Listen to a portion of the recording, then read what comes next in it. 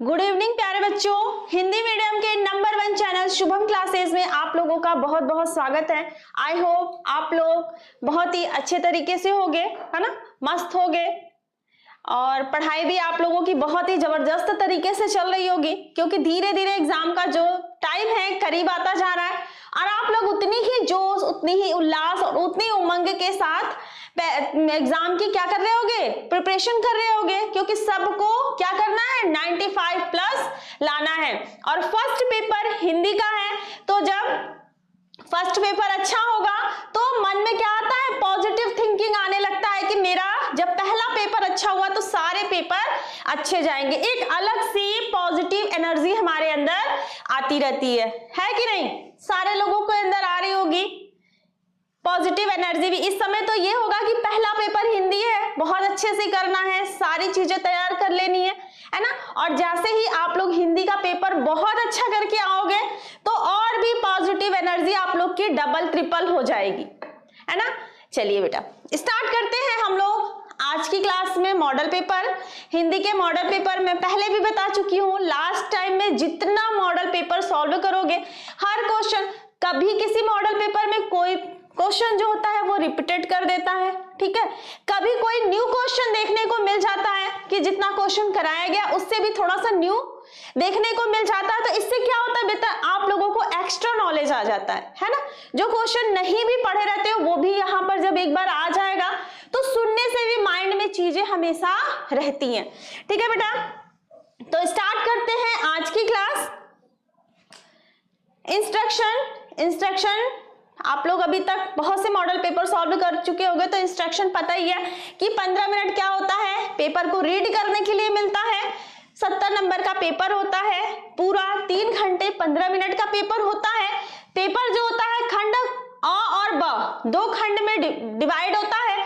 खंड अ में क्या करना रहता है, जितने भी एमसीक्यू रहते हैं, जितने भी क्या मतलब 20 एमसीक्यू रहते हैं, ठीक है, हर एमसीक्यू एक नंबर का रहता है। खंड अ हो गया। खंड ब से बेटा 50 नंबर के क्वेश्चन रहते हैं, जिसमें आप लोगों का जीवनी है, ठीक है, और गद्यांश पद्यांश से अर्थ है, ऐसे ही संस्कृत में है। ये सारी चीजें अलग अलग डिवाइड रहती हैं। फिर जो आप लोगों को OMR शीट मिलती है, OMR शीट में भी जो ये 20 नंबर है उसको फिल करना होता है, बस, ठीक है। तो स्टार्ट करते हैं आज की क्लास को। पहला क्वेश्चन है, एकांकी सम्राट कहा जाता है। एकांकी सम्राट किसको कहा जाता है? राम कुमार वर्मा, सेठ गोविंद दास को, हरिकृष्ण प्रेमी को, मोहन राकेश को। तो एकांकी सम्राट किसे कहा जाता है? सारे बच्चों का आंसर आना चाहिए, फटाफट आंसर दीजिए सभी लोग।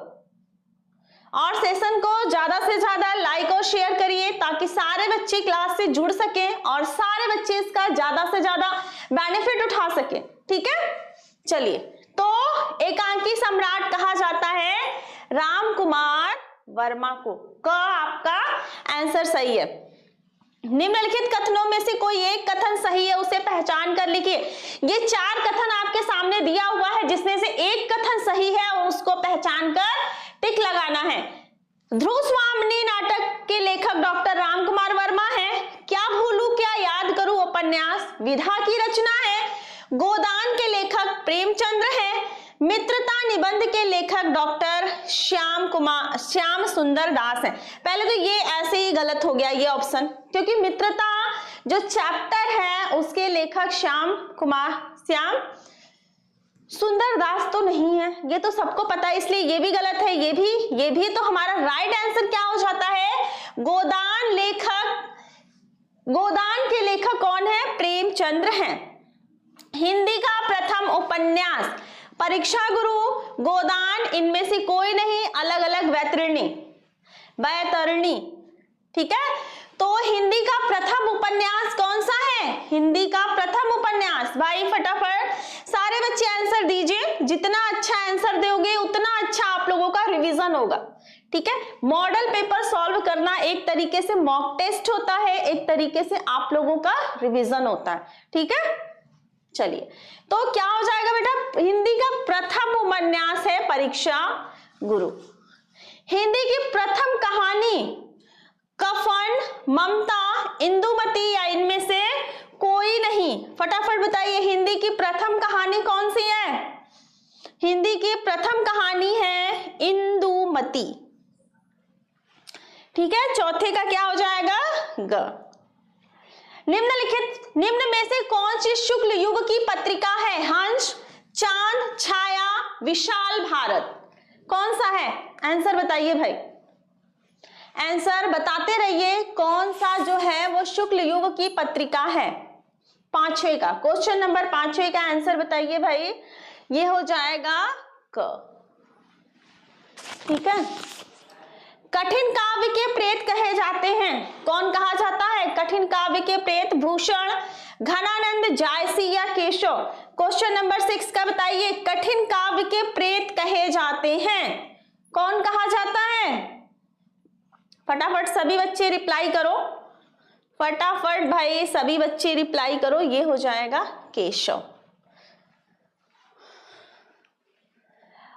छायावादी युग के कवि हैं, छायावादी युग के कवि हैं नरेंद्र शर्मा, भवानी प्रसाद सिंह, सूर्यकांत त्रिपाठी निराला या तो फिर राम कुमार माथुर। कौन है छायावादी युग के कवि? तो बेटा छायावादी युग के कवि कौन है, इसका भी रिप्लाई आप लोग दीजिए। इसका हो जाएगा सूर्यकांत त्रिपाठी निराला। ठीक है, 7वें का ग। शोक गीत है, शोक गीत क्या है? राम की शक्ति पूजा, मौन निमंत्रण, अंधेरे में या सरोज स्मृति। तो शोक गीत है, क्या है भाई? फटाफट बताइए भाई, शोक गीत क्या है? शोक गीत, शोक गीत क्या है? फटाफट रिप्लाई दीजिए भाई सभी बच्चे। ये है सरोज स्मृति। आगे बढ़ते हैं। द्विवेदी युग में लिखी गई रचना है तार सप्तक, गीतिका, प्रिय प्रवास या कामायनी। तो द्विवेदी युग में लिखी गई रचना कौन सी है भाई? बहुत से बच्चे कामायनी पे टिक करेंगे, बट कामायनी नहीं है। ठीक है, द्विवेदी युग की लिखी गई पत्रिका है प्रिय प्रवास। ठीक है बेटा, घ। फिर हम आ जाते हैं, कुरुक्षेत्र के रचनाकार हैं जयशंकर प्रसाद, सूर्यकांत त्रिपाठी निराला, रामधारी सिंह दिनकर या शमशेर बहादुर सिंह। क्वेश्चन नंबर 10 का, कुरुक्षेत्र के रचनाकार हैं, कुरुक्षेत्र के रचनाकार कौन है भाई? ये हैं रामधारी सिंह दिनकर। ठीक है, आगे बढ़ते हैं। अब मैं बोली थी ना 10 क्वेश्चन आप लोगों का गद्य और काव्य से आता है और 10 क्वेश्चन आप लोगों का ग्रामर से आता है। ठीक है, इसलिए ग्रामर भी आप लोग बहुत अच्छे से रेडी करोगे। देखिए, शोक विकल सब रोवही रानी, रूप राशि बल तेज बखानी। यहां पर है क्या? शोक। यहां पर पहले ही शोक आ गया। हमको चीजों को पकड़ रखना है, कोई भी रस रहे, अलंकार है, कुछ भी चीजों की हमको क्या रखनी? पकड़ रखनी। अब पहले ही शोक आ गया तो हमें इसमें इतना दिमाग लगाने की क्या जरूरत है? ये कौन सा रस है? सीधी सी बात है, ये है करुण रस, है ना, करुण रस। जो सुमिरन सिद्धि होई गणनायक कविवर वदन के दोनों चरणों में कितनी मात्राएं हैं? यहां पर दोनों चरणों में मात्राएं बतानी है कि इसमें और इसमें। ठीक है, दोनों चरणों में जोड़ के मतलब टोटल जो है वो मात्राएं कितनी होगी? तो यहां पर 24 मात्राएं होंगी। ठीक है, एक में 11 और एक में 13 होगा। चरण कमल बंदो हरिराई, चरण कमल बंदो हरिराई में किस अलंकार की अभिव्यक्ति हुई है? जहां पर योजक चिन्ह के बाद सासी से नहीं आए। ठीक है, जहां पर योजक चिन्ह के बाद सासी से नहीं आए वहां पर कौन सा अलंकार होता है बेटा? वहां पर होता है रूपक अलंकार। ठीक है, अनुमान शब्द में कौन सा उपसर्ग है? आप लोग मॉडल पेपर सॉल्व कर लो और इसके बाद देखो कि हर कहां से क्वेश्चन आते हैं बेटा। उपसर्ग और प्रत्यय से भी क्वेश्चन आएगा, एक क्वेश्चन जरूर आएगा इससे। ठीक है, एक क्वेश्चन रस छंद अलंकार से, एक क्वेश्चन रस से, और एक एक क्वेश्चन उससे आएगा। ठीक है, जितना भी आपका ग्रामर का पोर्शन है, सारे पोर्शन से एक एक क्वेश्चन जरूर आएंगे, इसलिए ग्रामर भी आप लोग अच्छे से तैयार करो। अनुमान शब्द में कौन सा उपसर्ग है? अनुमान, ये जो पहले लगा होता है ये क्या होता है? उपसर्ग होता है, और ये जो लगा होता है ये क्या है? ये प्रत्यय है, और ये क्या है? उपसर्ग है। अब इसमें बता दीजिए कौन सा उपसर्ग है। तो अनु जो है वो क्या है? वो उपसर्ग है। ठीक है, आगे बढ़ते। त्रिफला का समास विग्रह, त्रिफला का समास विग्रह क्या करोगे? अमृत फल का समूह, अमृत फल का समूह, दो फलों का समूह, इनमें से कोई नहीं। त्रिफला, ये दो फलों का समूह आएगा नहीं। अमृत फल का समूह, ये कोई सेंटेंस नहीं बन रहा है, ये है तीन फलों का समूह। त्रिफला, त्रिफला मतलब तीन फलों का समूह। कपड़ा का तत्सम है वस्त्र, दुकूल, पहनावा, करपट। तो वस्त्र कपड़ा का तत्सम क्या होगा? सम पूछा है, सम मतलब संस्कृत के वर्ड। ठीक है बेटा, तो कपड़ा का तत्सम हो जाएगा करपट। अब सरपट मत करने लगना, है ना, सरपट सरपट नहीं। आ जाते हैं क्वेश्चन नंबर 17 पर। क्वेश्चन नंबर 17 का क्या हो जाएगा? युष्मद का सप्तमी एक वचन का रूप बताइए। क्या हो जाएगा इसका? युष्मद का सप्तमी एक वचन का रूप बताइए। त्वयि, तव, त्वत, ते। तो युष्मद का क्या होगा? सप्तमी एक वचन बताना है, तो इसका हो जाएगा बेटा त्वयि। ठीक है, इसका हो जाएगा त्वयि। वाक्य के कितने तत्व होते हैं? वाक्य के कितने तत्व होते हैं? 8, 7, 5, 4। 18वें का क्या हो जाएगा? 8, 7, 5 और 4। वाक्य के तत्व कितने होते हैं बेटा? 4 होते हैं। ठीक है, क्रिया का वह रूप जिसमें यह पता चलता है कि क्रिया कर्ता या कर्म अथवा भाव के अनुसार हुई है, उसे क्या कहते हैं? क्रिया का वह रूप जिससे यह पता चलता है कि क्रिया, ठीक है, जो क्रिया है वह कर्ता, कर्म अथवा भाव के अनुसार हुई है, उसे क्या कहते हैं? उसे कहते हैं वाच्य। जिन पदों के अलग अलग रूप वाक्यों में मिलते हैं उन्हें कहा जाता है, जिन पदों के रूप जो है अलग अलग रूप वाक्यों में मिलते हैं उसे अविकारी शब्द, विकारी शब्द या क और ख दोनों। तो आप लोग बेटा ये देख के हर जगह क और ख दोनों, तो दोनों ही मत टिक कर दीजिएगा, दिस इज रॉन्ग आंसर। हमारा राइट आंसर है विकारी। ठीक है, तो यहां तक बेटा हम लोगों ने 20 क्वेश्चन सॉल्व किया। अब आप फटाफट बताइए कमेंट करके कि आप लोगों ने 20 में से कितने नंबर अचीव किए। एकदम ऑनेस्टी से बताना भाई, सारे बच्चे बहुत ही ऑनेस्टी के साथ बताएंगे कि कितने क्वेश्चन आप लोगों ने सॉल्व किया है। अब खंड अ क्या है? खंड अ खत्म हो गया। अब यहां से स्टार्ट होता है खंड ब। खंड ब में क्या है कि निम्नलिखित गद्यांश पर आधारित 3 प्रश्न आपके सामने दिए हुए हैं। तीनों प्रश्न के क्या करने हैं? आंसर लिखना है।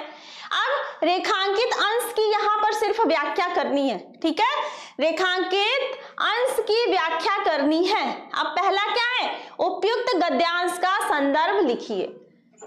तो उपयुक्त गद्यांश का संदर्भ क्या है?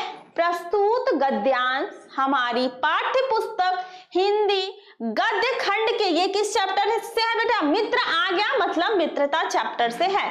तो मित्रता नामक पाठ से लिया गया है और इसके लेखक जो हैं कौन है? आचार्य रामचंद्र शुक्ल हैं। ये पहले का आंसर हो गया। दूसरा क्वेश्चन कह रहा है गद्यांश के रेखांकित अंश की व्याख्या करनी। हमें पूरे की व्याख्या नहीं करनी, किसकी करनी है? सिर्फ जो ये रेखांकित अंश है उसी की व्याख्या करनी है। तो क्या है यहाँ पर? यह कर्तव्य उसी से पूरा होगा जो दृढ़ चित्त और सत संकल्प का हो। इससे हमें ऐसे ही मित्रों की खोज में रहना चाहिए जिनसे हमसे अधिक आत्मबल हो। प्रस्तुत गद्यांश में लेखक यह कहता है कि हमें मतलब ऐसे मित्रों के चुनाव में रहना चाहिए, ऐसे मित्रों की खोज में या ऐसे मित्रों की तलाश में रहना चाहिए जो हमसे भी ज्यादा आत्मबल वाले हो, मतलब वो क्या हो, उनका वो हमें एनर्जी देते रहे, ठीक है, वो हमें पॉजिटिव एनर्जी देते रहे, क्योंकि अच्छा मित्र वही होता है जो हमें बुरे रास्ते पर चलने से रोक टोक सकता है, जिसमें मतलब माँ का प्यार होता है, ये सारी चीजें, तो वही एक अच्छा मित्र होता है जो हमारे सुख और दुख में हमारे साथ हमेशा खड़ा हो। तो इसलिए लेखक कहता है कि हमें ऐसे मित्रों की खोज में, तलाश में रहना चाहिए जो दृढ़ चित्त और सत संकल्प का हो, उसके संकल्प क्या हो, एकदम सत संकल्प हो। इससे हमें ऐसे मित्रों की खोज में रहना, मतलब ये मित्र के कर्तव्य भी बताए हैं कि मित्र के ऐसे ही कर्तव्य हैं कि वो क्या होना चाहिए, वो दृढ़ संकल्प वाले होना चाहिए, ठीक है। ये भी हो गया, बहुत ज्यादा व्याख्या नहीं करना है। मित्र का कर्तव्य कैसा होना चाहिए, तो मित्र का कर्तव्य कैसा होना चाहिए बेटा, ये है, मित्र का कर्तव्य ऐसा होना चाहिए कि जैसे दृढ़ चित्त वाला और दृढ़ संकल्प तरीके का होना चाहिए, ठीक है। तो यहां तक की चीजें आई होप आप लोगों को समझ में आ गया होगा। आगे बढ़ते हैं। ये फिर यहाँ पे पीपीटी वाले सर लग रहा है मिस्टेक कर दिए हैं, ठीक है, ये हिस्ट्री का क्वेश्चन यहाँ पे ला दिए हैं, इसको आप लोग अवॉइड कीजिएगा, ठीक है। आगे बढ़ते हैं, अथवा इसमें या तो फिर इसमें, यहाँ पर भी 3 क्वेश्चन दिए हैं, आप लोग कोई भी चूज करोगे नंबर सेम ही मिलेगा, चाहे वो करो चाहे वो, जो आप लोगों को बिल्कुल परफेक्ट तरीके से आता होगा वही आप लोग करना, ठीक है। और सबसे पहले ये ध्यान देना कि ये 2 क्वेश्चन तो आप लोग थोड़ा बहुत बना के लिख सकते हो, लेकिन ये क्वेश्चन आप लोगों को पूरा अच्छी तरीके से आना चाहिए, तभी उस क्वेश्चन को चूज करने के लिए, क्योंकि बेटा इसमें क्या है, पाठ का नाम, लेखक का नाम, ये दोनों ही कंपलसरी है, और ये दोनों ही गलत हो गया तो फिर ये गलत हो जाएगा क्वेश्चन, ठीक है। इसका आप लोग बहुत ध्यान रखिएगा कि पता लगा ये 2 आ रहा है, ये 2 नहीं आ रहा है, तो इसी को चूज कर लिया, नहीं, ये आता रहे, भले ये 2 क्वेश्चन नहीं आएगा, ये लोग आप लोग पैराग्राफ में से देख के भी लिख सकते, ठीक है। तो उपयुक्त गद्यांश का संदर्भ लिखिए, यहां पर भी है कि प्रस्तुत गद्यांश हमारी पाठ्य पुस्तक हिंदी गद्य खंड के किस चैप्टर से है भाई, बताइए, अजंता नामक पाठ से लिया गया है, और इसके लेखक कौन है, इसके लेखक भगवत शरण उपाध्याय हैं, ठीक है, भगवत शरण उपाध्याय हैं। अब है गद्यांश के रेखांकित अंश की व्याख्या करना है, तो सिर्फ ये जितना रेखांकित अंश है 3 लाइन तक उसकी व्याख्या करनी है। क्या है क्वेश्चन, देखते हैं, कितना जीवन बरस पड़ा है इन दीवारों पर, जैसे फसाने अजायब का भंडार खुला पड़ा हो, कहानी से कहानी बनती चली गई, बंदरों की कहानी, हाथियों की कहानी, हिरणों की कहानी, कहानी क्रूरता और भय की, दया और त्याग की, जहां बेरहमी है वही दया का भी समुद्र उमड़ रहा है, उमड़ पड़ा है, जहां पाप है वही क्षमा का सोता फूट पड़ा है।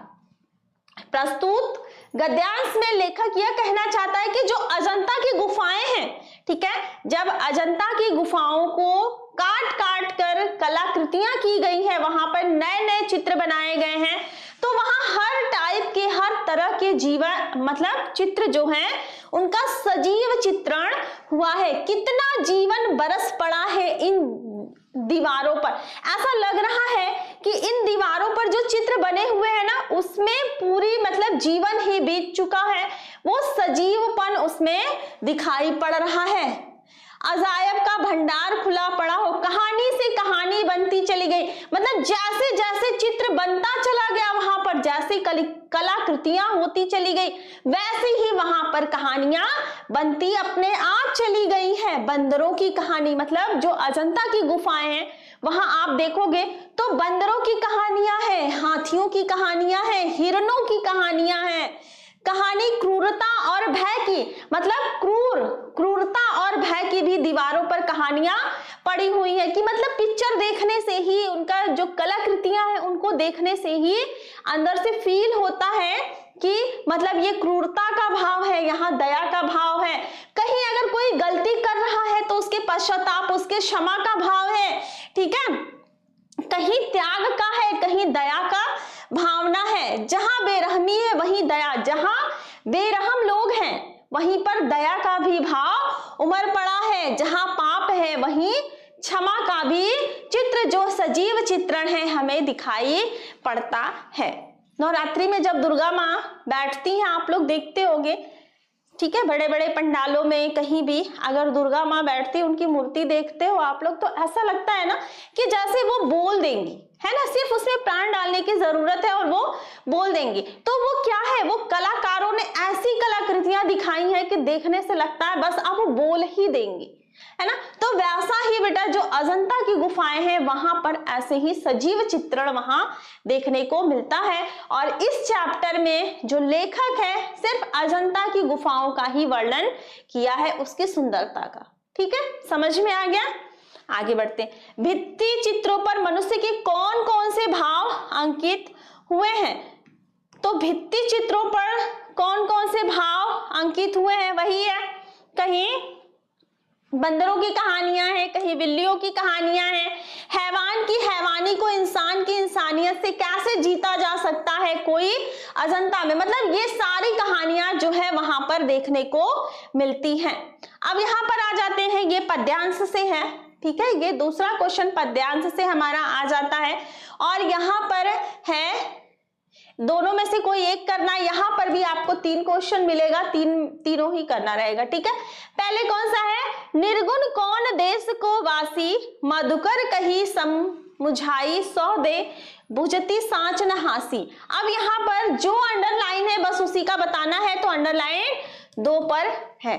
ठीक है, तो पहला क्वेश्चन क्या है? प्रस्तुत पद्यांश हमारी हिंदी के पाठ्य पुस्तक काव्य खंड से, ये काव्य से है ना, काव्य खंड के पद नामक, ये पद से है, पद नामक शीर्षक से या पद नामक पाठ से लिया गया है या अवतरित हुआ है, उद्धृत हुआ है, जो भी आपको सुटेबल लगे। ठीक है, मैं तीनों बता दे रही हूं, जो आपको सुटेबल लगे वो वर्ड आप यूज कर सकते हो। ठीक है, और इसके जो रचयिता हैं, ठीक है, इसके रचयिता कौन है? सूरदास जी हैं, भक्त शिरोमणि या सिर्फ सूरदास भी लिख सकते हो। ये हो गया। अब इसका आते हैं रेखांकित अंश की व्याख्या करनी है। रेखांकित अंश क्या है? को है जनक, कौन है जननी, कौन नारी को दासी। ये नहीं बेटा, ये मैं अभी पढ़ा रही थी तो इसका लगा दी हूं। ठीक है, हाँ, को है जनक, कौन है जननी, कौन नारी को दासी, कैसे वरण वेश है, कैसो की ही रस में अभिलाषी। यहाँ पर जो गोपियां हैं, ठीक है, प्रस्तुत दोहे में सूरदास जी कहते हैं कि जब उद्धव जी, ठीक है, उद्धव जी जब गोपियों के पास जाते हैं कि तुम लोग सगुण भक्ति को छोड़कर निर्गुण भक्ति की उपासना करो, तो उस समय जो गोपियां हैं वो उद्धव जी से पूछती हैं, उद्धव से क्या पूछती हैं कि तुम्हारा जो निर्गुण ब्रह्म है, ठीक है, जो तुम्हारा निर्गुण ब्रह्म है, उसके जनक में उसके पिता कौन है, उसकी माँ कौन है, उसकी पत्नी कौन है और उसकी दासी कौन है। कैसे वरण वेश है, कैसो की ही रस में अभिलाषी, उसका वेशभूषा कैसा है, ठीक है, उसका वेशभूषा कैसा है और वह किस रस की इच्छा रखने वाला है। बस इतना का ही व्याख्या करना। ठीक है, आगे बढ़ते हैं। पद्यांश में मधुकर शब्द किसके लिए प्रयुक्त किया गया है? मधुकर मीन्स बेटा होता है भंवरा। ठीक है, मधुकर मीन्स क्या होता है? मधुकर मीन्स होता है भंवरा, और मधुकर शब्द यूज किया गया है उद्धव के लिए। ठीक है, मधुकर शब्द उद्धव के लिए यूज किया गया है। अब वो करो या तो फिर ये करो। ये है हमारा धूरी भरे अति शोभित श्याम जू, तैसी बनी सिर सुंदर चोटी, खेलत खात फिरे आंगन अंगना, पग पैजनी बाजती पीरी कछोटी। यहाँ पर है, पहले का लिखना है प्रस्तुत पद्यांश हमारी पाठ्य पुस्तक हिंदी काव्य खंड के सवैये नामक, हाँ, सवैये नामक पाठ से लिया गया है, और इसके रचयिता जो है कौन है? रसखान जी हैं। ठीक है, इसमें है रेखांकित अंश की व्याख्या करनी है। प्रस्तुत दोहे में कवि कहती हैं कि क्या कहते हैं कि धूरी पड़े, मतलब धूल में, धूरी मतलब धूल में सने हुए, धूल में सने हुए जो श्री कृष्ण भगवान हैं वो बड़े ही सुंदर लगते हैं।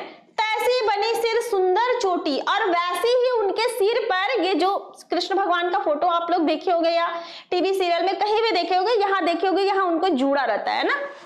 तैसी बनी सिर सुंदर चोटी, खेलत खात फिरे अंगना, पग पैजनी बाजती पीरी कछोटी। और पूरे आंगन में वो खेलते और खाते हुए वो क्या है, घूमते रहते हैं, और उनके पग मतलब पैरों में पैजनी बंधी हुई है और कमर में पीले रंग की कछोटी पहने हुए हैं। बस इतनी ही व्याख्या करनी बेटा। आगे, प्रस्तुत सवैये में किसे भाग्यशाली बताया गया है? तो प्रस्तुत सवैये में कौवे को, ठीक है, काग के भाग बड़े सजनी, मतलब काग मतलब होता है कौवा, कौवा को भाग्यशाली बताया गया है। बस इससे ज्यादा आपको लिखने की जरूरत नहीं है। श्री कृष्ण के सौंदर्य का वर्णन कीजिए। अब श्री कृष्ण के सौंदर्य का तो आप लोग भी लिख सकते हो कि मतलब वो धूल में सने हुए घूमते हैं और पग में पैजनी बांधे हुए हैं, कमर में पीले रंग की कछोटी पहने हुए हैं और उनके सिर पर वैसे ही जूड़ा सुंदर सा बना हुआ है। ठीक है बेटा, आगे बढ़ते हैं। अब आ गया हमारा संस्कृत से आ गया, तो ये है पहला है, इसमें से भी या तो ये करो या तो ये करो, तो ये आपका हो जाता है उससे, किससे हो जाता है? हाँ, या तो ये प्रबुद्धो ग्रामीण से है। ठीक है, ये प्रबुद्धो ग्रामीण से है। नागरिका बहुकालम यावत अचिंतयत, नागरिक जो रहता है वो बहुत समय तक सोचता है, विचार करता है, पर पहेली का उत्तर देने में समर्थ नहीं होता है। तब ग्रामीण से बोलता है, तब वह ग्रामीण से बोलता, अहम अस्या पहेलिकायाः उत्तरम न जानामि, मैं इस पहेली का उत्तर नहीं जानता हूँ। इदम श्रुत्वा ग्रामीणः अकथयत, यह सुनकर ग्रामीण बोलता है, यदि भवान उत्तरम न जानाति तही ददातु 10 रुपए काणी, अगर तुम इस पहेली का उत्तर नहीं जानते हो तो शर्त के अनुसार हमें क्या दो? 10 रुपए दो।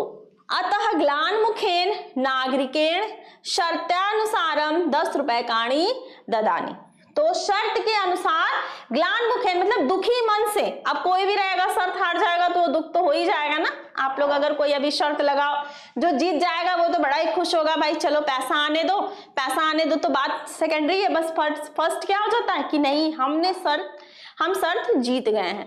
वैसे ही वो दुखी मन से शर्त के अनुसार उसको 10 रुपया देना पड़ता है। ठीक है, मानव जीवनस्य संस्करणम संस्कृति, ये भारतीय संस्कृति से है कि मानव जीवन को सजाना और संवारना ही क्या है? संस्कृति है। अस्माकं पूर्वजा मानव जीवन संस्कर्तु महानतम प्रयत्नम अकुर्वन्।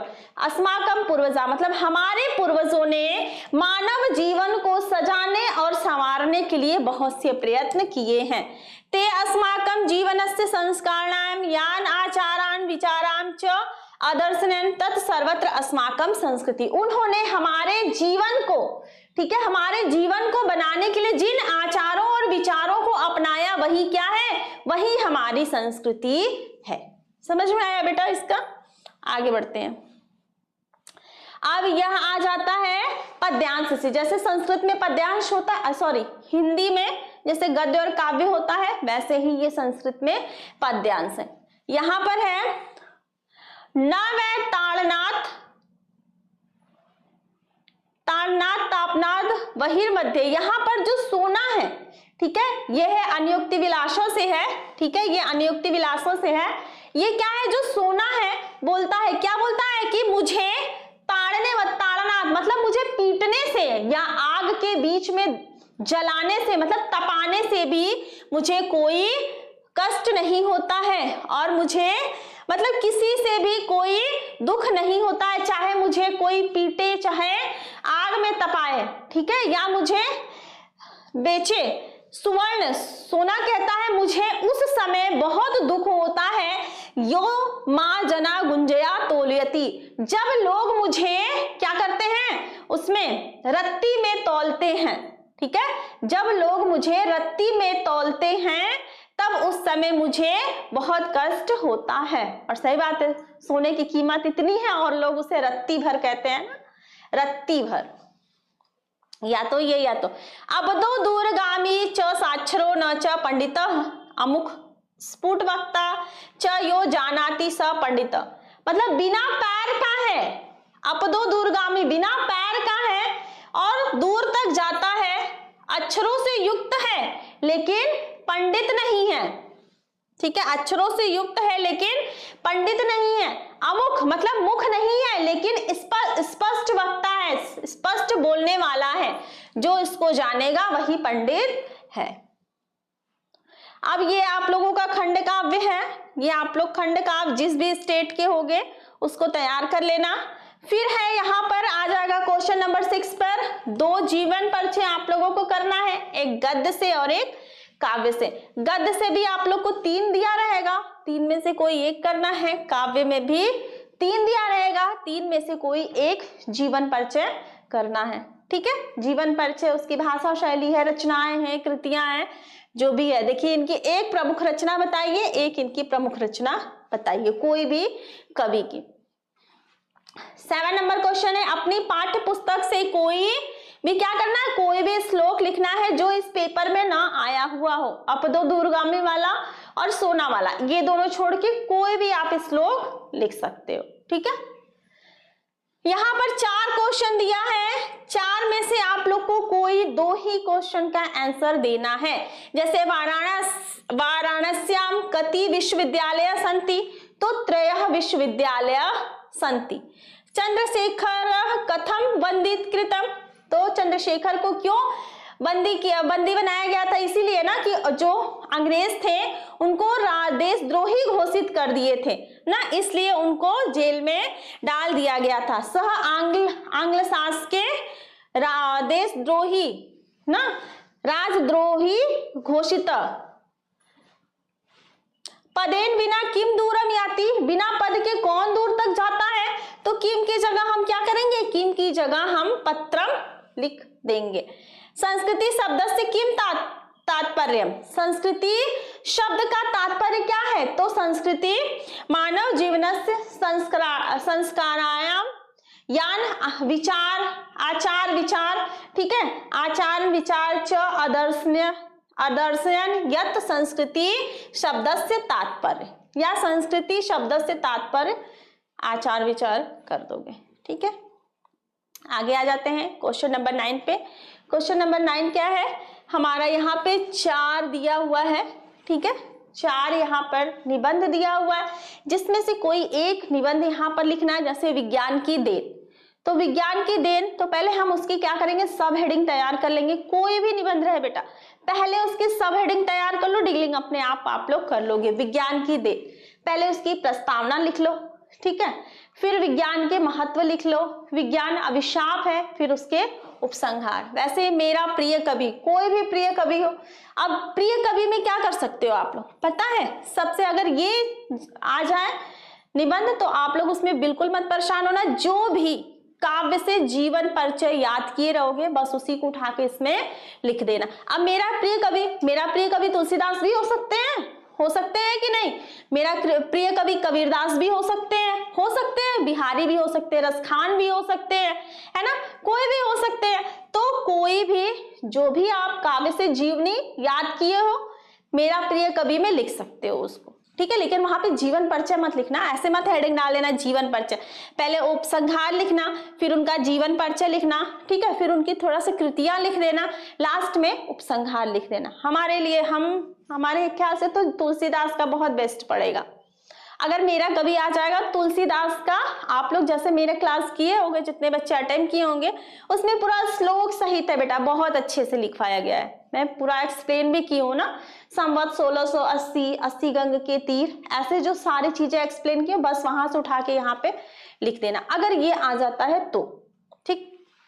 आगे बढ़ते हैं, राष्ट्रीय एकता, इसमें भी आप लोग सब हेडिंग तैयार कर लेना।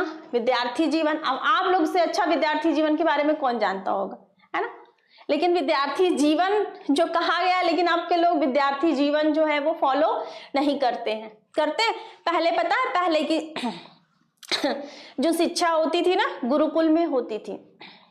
जब बच्चा अपने पढ़ने की उम्र में होता था ना तो उसको भेज दिया जाता था फैमिली से दूर, परिवार से दूर, गुरुकुल में। गुरुकुल में वो शिक्षा के साथ साथ सारी चीजों में उसको क्या बनाया जाता था, सारी चीजों में एक्टिव बनाया जाता था। वहां पे जो गुरु होते थे वो पेड़ के नीचे बैठते थे, जितने शिष्य होते थे वो जमीन पे बैठते थे, ठीक है, और सब लोग एक साथ शिक्षा ग्रहण करते थे। उसके बाद क्या होता था कि वो लोग घर का भी काम करते थे, जैसे सबका काम बटा होता था। किसी का काम होता था जंगल से लकड़ी बीन के लाने के लिए, किसी का होता था झाड़ू लगाने का काम, कोई पानी भरने का काम करता था, ठीक है।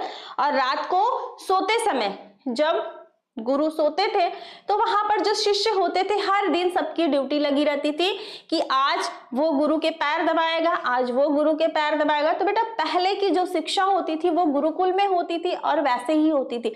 पहले के जो विद्यार्थी हैं वो आप लोगों ने सुना होगा काक चेष्टा वकोध्यानम अल्पहारी गृह त्यागी विद्यार्थी पंचलक्षणम, ऐसे ही कुछ है श्लोक, मुझे अच्छे से याद नहीं आ रहा, ठीक है। तो वो विद्यार्थी के 5 लक्षण बताए गए हैं, ठीक है। तो ऐसे आप लोग यहाँ पर ये भी जो मैं बताई हूं ना अभी कि गुरुकुल वाला, ये भी अगर इसमें आप लोग पहले की शिक्षा और अब की शिक्षा में थोड़ा सा हेडिंग बना के उसको लिख सकते हो, ठीक है। आगे आते हैं, आगे है क्वेश्चन नंबर 10, शहर की सफाई हेतु अपने नगर के मुख्य नगर अधिकारी को पत्र लिखिए। अब यहाँ पर लिखना है, पत्र लिखना है, किसको लिखना है, मुख्य नगर अधिकारी को लिखना है। या तो ये करो या तो ये करो, या आकस्मिक अवकाश हेतु अपने प्रधानाचार्य को एक पत्र लिखिए। अब इससे पहले देखिए बहुत से बच्चे कहेंगे मैम जो पहले करवाई है वही रिपीटेड करवाई। बेटा मैं अपने से कुछ भी रिपीटेड नहीं करवाती हूँ। इससे पहले का जो पेपर था ना जो अभी हम लोग सॉल्व किए हैं, इससे पहले उसमें भी ये क्वेश्चन आया था, ठीक है। इसीलिए मैं बार बार आप लोगों से कह रही हूँ कि आप लोग पेपर देखो, मॉडल पेपर, ठीक है, कि क्वेश्चन कैसे रिपीट होते हैं, कैसे न्यू क्वेश्चन आते हैं। तो ये देखिए इससे पहले जो हम लोगों ने पेपर किया था उसमें ये क्वेश्चन रिपीटेड है, ठीक है। तो आकस्मिक अवकाश हेतु बीमारी की छुट्टी के लिए भी लिख सकते हैं कि अचानक हमें रात में बुखार आ गया और हम स्कूल आने में असमर्थ हैं, इसलिए हमें 2 दिन 3 दिन 4 दिन जितने दिन की भी छुट्टी चाहिए वो आप लिख सकते हो, ठीक है बेटा। तो आज की क्लास आप लोगों को कैसी लगी फटाफट आप लोग कमेंट करके बताइए। आई होप आप लोगों को आज की क्लास बहुत ही अच्छी लगी होगी, ठीक है। तो मिलते हैं हम लोग नेक्स्ट क्लास में, तब तक बच्चों एक बार फिर से आप सभी का मैं जोरदार स्वागत करता हूं हिंदी मीडियम के इस नंबर 1 चैनल शुभम क्लासेस पर। मेरे प्यारे बच्चों आज के सेशन में हम डिस्कस करने वाले पूरे बुक से आपके जो अति महत्वपूर्ण प्रश्न यानी 2 अंक वाले, हालांकि लॉन्ग क्वेश्चन को मैं ऑलरेडी डिस्कस कर चुका हूं। ये क्वेश्चन हालांकि 2 नंबर वाले प्रश्नों को अगर देखा जाए तो ऐसा प्रश्न होते हैं वो लगता ही नहीं कि ये बहुत ज्यादा कठिन है, या ऐसा भी नहीं लगता है कि बहुत ज्यादा आसान होता है। ऐसा भी नहीं होता है कि आप उसे अप्रोच करेंगे तो नहीं लगेगा, और अप्रोच करने पर अगर ठीक ठाक से अगर आप ध्यान से लगाएंगे तो 2 नंबर आप बहुत आसानी से प्रत्येक प्रश्न में आप प्राप्त कर सकते हैं बेटा। अब रात दिन आपको ये डेट याद रखना चाहिए क्योंकि 27 फरवरी और मैथ में आज तक का इतिहास है, रिकॉर्ड है कि सबसे अत्यधिक फेल होने वाले बच्चों की संख्या जो रहती है तो भैया वो गणित में रहती है। इसीलिए मैं आपको एक चेतावनी देता हूं, आपको सुझाव देता हूं कि गणित जिन भी बच्चों की थोड़ा सा वीक है या लग रहा है कि भाई मैं उसमें ज्यादा बेहतर नहीं कर पाता हूं या मुझे थोड़ा कम समझ में आता, मैं नहीं कह रहा हूं कि कोई बच्चा कमजोर हो सकता है, अलग अलग विषयों में इंटरेस्ट की बात होती है। तो मैं सारे बच्चों से रिक्वेस्ट करूंगा कि आप गणित को कम से कम बेटा 2 घंटे आप डेली दें। गणित को कम से कम 2 घंटे अगर आप डेली देंगे ना, ये बहुत अच्छा आपका पकड़ बन जाएगा। और फार्मूले चैप्टर वाइज हर एक चैप्टर में जो जो छोटे छोटे फार्मूले उसको जरूर देखें। आइए आज का पहला क्वेश्चन बहुत बेहतरीन क्वेश्चन है, कई बार आपके एग्जाम में पूछा गया है। जो भी प्रश्न हम करा रहे हैं बेटा सब के सब प्रश्न जो है आपके एग्जाम में पूछे हुए, यहाँ पर देखेंगे इसका सॉल्यूशन। ये क्वेश्चन बेटा 2 नंबर में भी कभी कभी पूछा गया है, कभी कभी 4 नंबर में। वो एग्जामिनर की मूड के ऊपर होता है, अलग अलग एग्जामिनर का अलग अलग नंबर का मार्किंग होता है। भैया कह रहा पिता की वर्तमान आयु अपने पुत्र की आयु की 4 गुनी है, ठीक है। 5 वर्ष पूर्व पिता की आयु जो है पुत्र की आयु की 7 गुनी थी। दोनों की वर्तमान उम्र बताइए, दोनों की वर्तमान उम्र बताइए, दोनों का मतलब पिता और पुत्र। ठीक है, तो भैया प्रश्न में जो दिया, जो पूछ रहा है उसी को हम लोग क्या करते हैं, मान लेते हैं। माना भैया, माना पिता की वर्तमान उम्र, पिता की वर्तमान उम्र, पिता की जो वर्तमान है यानी प्रेजेंट एज, वर्तमान उम्र क्या हो जाएगी, वर्तमान उम्र क्या है, ये x वर्ष है। ठीक है, ये x वर्ष है। एवं, ठीक है, दो इक्वेशन बनेगा बेटा। एवं पुत्र की जो वर्तमान आयु है, जो पुत्र की, हमेशा ध्यान दीजिएगा, जो वर्तमान आयु है वो क्या मान लेते हैं बेटा, y वर्ष। इस सवाल को समझिएगा, y वर्ष है। ठीक है, प्रश्न में जो वर्ड प्रॉब्लम होता है उसमें जो पूछा जाता है वही हम मानते हैं, और प्रश्न को जो सॉल्व करने की जो शुरुआत है, हल करने की जो शुरुआत है वो यही से होता है। अब देखिए कह रहा है कि पिता की जो वर्तमान आयु है अपने पुत्र की आयु की 4 गुनी है। ध्यान से, केस नंबर 1 यानी हमारा जो पहला कंडीशन है बेटा, यानी जो केस नंबर 1 देखेंगे, बहुत बेहतरीन क्वेश्चन है बेटा, यहां पर बहुत ही बेहतरीन क्वेश्चन है। कह रहा पिता की जो वर्तमान आयु, पिता की वर्तमान आयु क्या भैया, x है, और उसके पुत्र की जो वर्तमान आयु है y है। तो ध्यान से प्रश्न में कह रहे जो पिता की वर्तमान आयु है पुत्र की आयु का 4 गुना है। दैट मीन्स कि अगर ये 15 है तो ये 60 है। 4 गुना होने का मतलब है कि अगर पुत्र की वर्तमान आयु 4 है तो इनके पिताजी की 16 होगी। अगर ये 5 है तो 5 का 4 गुना 20 हो जाएगा। अगर बेटा ये 6 तो 6 का 4 गुना 24 हो जाएगा। अच्छा ये बताइए कि ये 16 है और 4 है, हम चाह रहे दोनों के बीच में बराबरी हो जाए, तो इसमें हमें 4 का गुणा करना पड़ेगा। ध्यान दीजिएगा, तो ये इनकी उम्र यानी पिता की उम्र 4 गुनी है, तो अगर पुत्र की आयु में 4 का मल्टीप्लाई कर देंगे बेटा तो ये हमारा इक्वेशन हो जाएगा बराबर, यानी x = 4y, ये हो जाएगा समीकरण नंबर 1।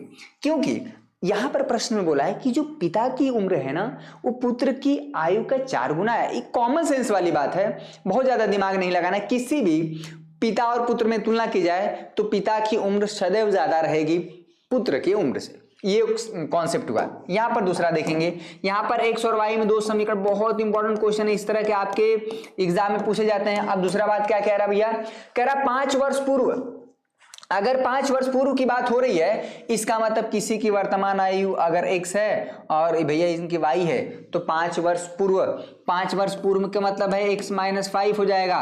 और यहाँ पर पुत्र की भी आयु, अगर 5 वर्ष जो है पिता की उम्र घटा रहे हैं तो पुत्र की भी उम्र घटेगी। मान लीजिए किसी भी कोई भी व्यक्ति A है, कोई व्यक्ति B है, अगर वर्तमान उम्र 40 है और सपोज करिए यहाँ पर 35 है, तो अगर हम कहें कि 5 वर्ष पूर्व बताइए तो भैया इसकी 35 हो जाएगी और यहाँ पर इसकी क्या हो जाएगी, 30 हो जाएगी।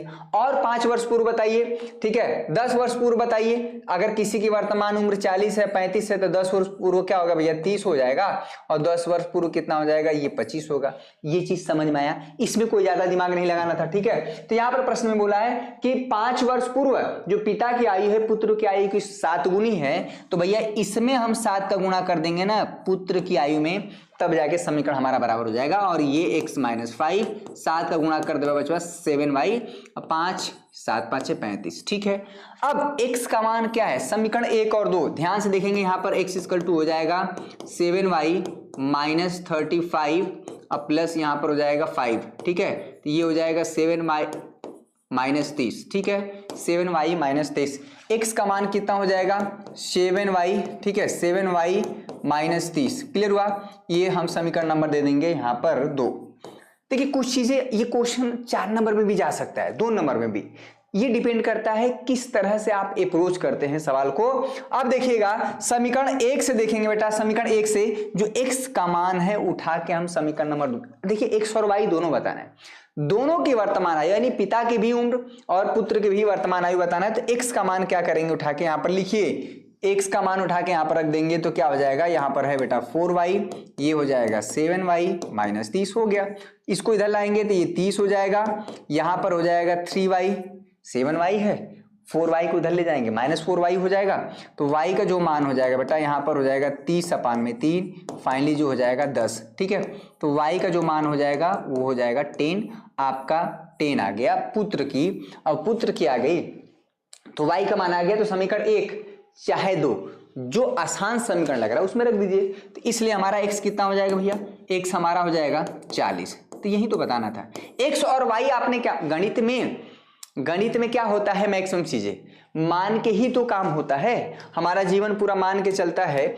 इसलिए भैया हमारा क्या हो जाएगा, पिता की जो वर्तमान आयु है, ये सब लिखना नहीं, पिता की जो वर्तमान आयु है वो 40 हो जाएगी और पुत्र की कितना हो जाएगी, ये 10 हो जाएगा। ये आपका आंसर है ये चीज। आप वेरीफाई भी कर सकते हैं। अगर देखा जाए तो पिता की जो उम्र 40 है या पुत्र की 10 है, क्या वर्तमान आयु पिता की 4 गुनी नहीं है? अगर 5 वर्ष पूर्व की बात करते हैं, 5 वर्ष पूर्व कितना हो जाएगा, इनका 35 हो जाएगा और 5 वर्ष पूर्व कहेंगे ये 5 हो जाएगा। 5 वर्ष पूर्व का मतलब दोनों की उम्र, पिता की भी उम्र 5 वर्ष कम होगी और पुत्र की भी। तो अगर देखा जाए तो अब 35 है और ये 5 है, क्या 35 5 का 7 गुना नहीं है? 5 7 35। प्रश्न में बोला है कि यहाँ पर पुत्र की जो आयु है किसमें, 5 वर्ष पूर्व पुत्र की आयु क्या है, 7 गुना है, किसका, पिता की उम्र। बस हो गया। देखिए सवाल को अगर आप हल करेंगे मन से ना तो समझ में आएगा। नेक्स्ट क्वेश्चन देखेंगे, बहुत इंपॉर्टेंट क्वेश्चन है भैया, बहुत ही इंपॉर्टेंट क्वेश्चन है ये, मेरा अब तक का फेवरेट क्वेश्चन, हर बार आपकी बोर्ड एग्जाम में देखने को मिलता है भाई, हर बार। क्या करा, 2 अंकों से, चाहे 2 अंकों से, चाहे 3 अंकों से, चाहे 4 अंकों से अगर कोई संख्या बनती है बेटा, तो अगर हम बात करते हैं कि एग्जाम्पल लीजिए, एक एग्जाम्पल ले लीजिए, समझिएगा। जैसे 4885 है, ये संख्या कैसे बन रही, इसमें अगर इस संख्या का निर्माण देखा जाए तो इकाई का अंक में 1 का गुणा हुआ है, ठीक है बेटा। अब दहाई का अंक में देखा जाए, यानी दहाई का अंक 8 है, उसमें 10 का गुणा हुआ, मल्टीप्लाई, और जो भैया सैकड़े का स्थान पर है उसमें 100 का मल्टीप्लाई, ये हो जाएगा 5, ये हो जाएगा 80 और यहाँ पर हो जाएगा 400। अगर सबको ऐड कर देंगे तो 485 आ जाएगा, ठीक है। अगर ये सबको ऐड कर देंगे तो 485, यानी किसी संख्या के जो बनने का, जो निर्माण होने का जो प्रोसेस है, जो तरीका है, कि अगर इकाई का अंक में 1 का मल्टीप्लाई और दहाई का अंक में जो होता है 10 का मल्टीप्लाई और सैकड़े वाले अंक में क्या होता है 100 का मल्टीप्लाई। अब समझिएगा, कह रहे 2 अंकों की संख्या, बहुत बेहतरीन क्वेश्चन है, कह रहा है 2 अंकों की संख्या में दहाई का अंक इकाई के अंक का दोगुना है। संख्या के अंकों को पलट देने पर प्राप्त मूल संख्या से 18 कम, अगर संख्या के अंकों को हम पलट दें तो उससे प्राप्त जो संख्या होगी, देखिए पढ़ने का भी एक तरीका होता है, जो प्राप्त संख्या मूल संख्या से यानी ओरिजिनल संख्या से 18 कम हो जाती है, संख्याएं ज्ञात करिए, संख्याएं ज्ञात करिए। भैया यहां पर हमको नहीं पता है संख्या क्या है, तो हमको संख्या नहीं मानेंगे, आप ये मानेंगे कि माना, ठीक है। सवाल को समझिएगा, माना संख्या का, समझिएगा बेटा, संख्या कैसे, संख्या का इकाई का अंक, इकाई संख्या का इकाई यानी यूनिट प्लेस का जो अंक है, ये सवाल इकाई का जो अंक बहुत इंपॉर्टेंट है, इकाई का अंक x है, ठीक है भैया। एवं इसको भी आप मानेंगे, एवं दहाई का जो अंक है, एवं जो दहाई का अंक है, दहाई का अंक जो है बेटा, ये जो है दहाई का अंक क्या है, ये y है, ठीक है, ये है y। इसमें आप समझिएगा, अगर किसी संख्या का इकाई का अंक x है और दहाई का अंक y है तो संख्या क्या हो जाएगी, इसलिए मूल संख्या यानी ओरिजिनल संख्या क्या हो गया, इसलिए मूल संख्या, समझिएगा बेटा, मूल संख्या क्या हो जाएगी, इकाई के अंक में 1 का गुणा और दहाई के अंक में यानी 10 का गुणा और प्लस कर देते हैं भैया, तो ये हो जाता है हमारा ये मूल संख्या। अब कह रहा है 2 अंकों की संख्या में जो दहाई का अंक है इकाई के अंक का दोगुना है, ऐसा। अब देखिए कंडीशन में कह रहा है, केस नंबर फर्स्ट, ध्यान से देखिएगा, जो केस नंबर फर्स्ट है इसमें कह रहा है कि जो इकाई का 2 अंकों की संख्या में जो दहाई का अंक है, दहाई का अंक क्या है भैया y, इकाई का अंक क्या है x। तो प्रश्न में बोला कि जो दहाई का अंक है इकाई के अंक का दोगुना है, दैट मीन्स ये दोगुना है, ये दहाई का अंक दोगुना है और हम चाहते हैं कि दोनों के बीच में बराबरी हो जाए, तो भैया इसमें हमें इकाई के अंक में 2 का गुणा करना पड़ेगा, समझ रहे हैं। तो अगर ये 2 गुना है तो इसमें 2 का मल्टीप्लाई कर देंगे तो ये 4 गुना हो जाएगा, तो ये बराबरी नहीं लग पाएगा ना, तो ये हो जाएगा y = 2x, समीकरण नंबर ये 1 दे देंगे। अब देखिएगा अब क्या कह रहा है, दूसरा हिसाब किताब देखिए, कह रहा है कि संख्या के अंकों को पलट देने पर, ठीक है, संख्या के अंकों को पलटने पर, ध्यान दीजिएगा, ये संख्या बहुत इंपॉर्टेंट क्वेश्चन है, संख्या के अंकों को, ठीक है भैया, संख्या के अंकों को पलटने पर संख्या के अंकों को पलटने पर, ठीक है, पलटने पर नई संख्या क्या होगी, पलटने पर बनी, ठीक है, पलटने पर जो बनी नई संख्या क्या हो जाएगी जरा बताइएगा। नई संख्या यहां पर हो जाएगी भैया, यहां पर अगर नई संख्या क्या हो जाएगी समझिएगा। अगर संख्या के अंकों को पलट दें, यानी इकाई का अंक हम y कर दें और दहाई का अंक क्या कर दें, x कर दें, तो हमारी जो नई संख्या बनेगी बेटा ना, ये 10x प्लस वाई हो जाएगा ये चीज। अब प्रश्न में क्या है रहा, केस नंबर सेकेंड देखिए, case number second, condition number second, या कुछ भी आप कर लीजिए, केस नंबर से थोड़ा ऐसे करेंगे ना तो एग्जामिनर खुश होते हैं कि एक सिस्टमेटिक वे में चीजों को आप कर रहे हैं। कह रहा है संख्या के अंकों को पलट देने पर जो प्राप्त संख्या है, प्राप्त संख्या क्या है भैया, यहाँ पर 10x प्लस वाई है, और मूल संख्या क्या है, मूल संख्या हमारा क्या था 10y प्लस x था पहले वाले। हाँ, संख्या जो मूल संख्या से क्या है 18 कम है। कौन 18 कम है, ये 18 कम है, समझ में आ रहा है, ये 18 कम है, तो हम क्या करेंगे, दोनों के बीच में बराबर, तो इसमें हम 18 कर दें, इसमें से हम माइनस कर दें 18, ये 18 कम है ना, तो इसमें से माइनस 18 कर देंगे तो बेटा ये हो जाएगा बराबरी, ठीक है। अब 10x है बेटा, तो यहां पर अब फाइनली देखा जाए तो ये 10x है, x को इधर लाएंगे माइनस x, प्लस जो y है यहां पर है माइनस 10y इक्वल टू हो जाएगा माइनस 18, यहाँ पर 10x है, x घट जाएगा 9x, और यहाँ पर हो जाएगा minus 9y equal to minus 18, 9 से भाग दे देंगे, x minus y equal to हो जाएगा बेटा माइनस 2। समीकरण नंबर ये दे दीजिए 2। अब कोई समस्या, x और y को सॉल्व करेंगे, कुछ नहीं करना है। y का डायरेक्ट मान क्या है भैया, यहाँ पर 2x है, यहाँ पर रख देंगे y का मान जो है बेटा 2x रख देंगे, कोई समस्या। देखिए समीकरण बन जाएगा तो सॉल्व करना कोई बहुत बड़ा इश्यू नहीं होगा।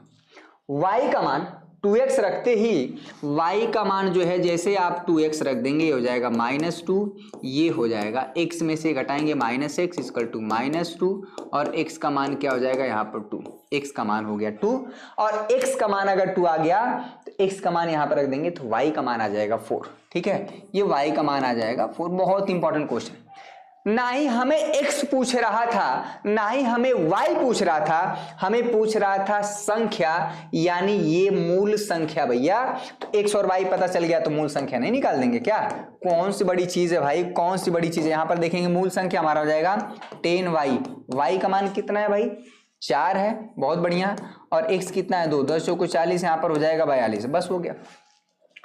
अब देखिए ये जो दोनों कंडीशन है सेटिस्फाई हो रहा है कि नहीं, केस नंबर 1 यानी पहला कंडीशन और केस नंबर सेकंड दोनों सेटिस्फाई हो रहा है कि नहीं। देखिए भैया हमारा जो आंसर वो 42 आया।